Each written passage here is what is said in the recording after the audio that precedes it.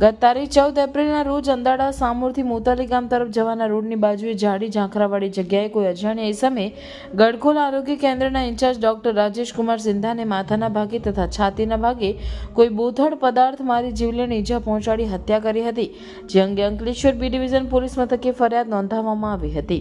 Bharuch LCB પોલીસે હાથ ધરેલી તપાસમાં જાણવા મળ્યું હતું કે આ ગુનામાં ઉજ્જૈન ખાતે રહેતો જગદીશસિંહ સતપાલસિંહ તથા ગડખોલ ખાતે રહેતો લાલુભાઈ ગોપાલભાઈ તડવી સંડોવાયેલો છે, જેના આધારે ઉજ્જૈન ખાતેથી જગદીશસિંહ સતપાલસિંહ તથા વડોદરા ખાતેથી લાલુભાઈ ગોપાલભાઈ તડવીની ધરપકડ કરી હતી।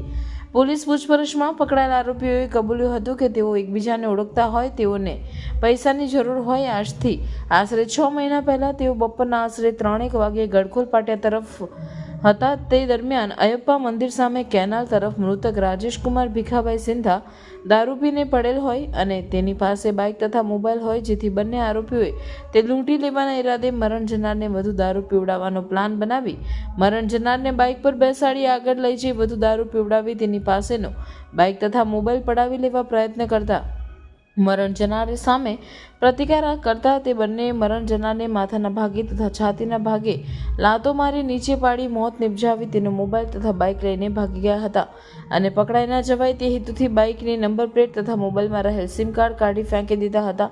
ઉલ્લેખનીય છે કે જેની હત્યા થઈ હતી તે રાજેશ કુમાર સિંધા ગડખોલ આરોગ્ય કેન્દ્રના ઇન્ચાર્જ ડોક્ટર તરીકે ફરજ બજાવતા હતા। આ બે જણને રાઉન્ડ અપ કરી અને પોલીસે એમને પકડી લીધા છે।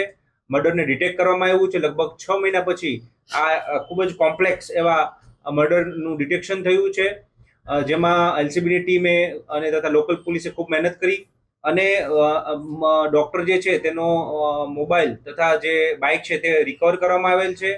આ ગુનાનું મુખ્ય કારણ એ છે કે આરોપી જે છે એ ડૉક્ટરને દારૂ પીધેલી હાલતમાં પડેલા મળી આવેલ અને તેનું બાઇક મેળવી લેવાનો એમનો ઈરાદો હતો, લઈ લેવાનો એમનો ઈરાદો હતો। એ દરમિયાન છે એ એમની સાથે એમને ઝપાઝપી થાય છે, મારામારી થાય છે અને એમાં ડૉક્ટરનું મોત થઈ જાય છે।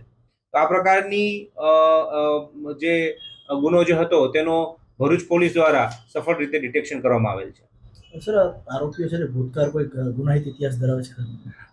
હાલમાં પ્રાથમિક તબક્કાની તપાસ દરમિયાન કોઈ એવો ગુનાહિત ઇતિહાસ જણાય એવો નથી, પણ એ બાબત હજી વધારે વિગતવારની તપાસ ચાલુ છે। આ ઘટનાને અંજામ લૂંટના ઈરાદે અપાયો કે કોઈ બીજું કારણ હતું?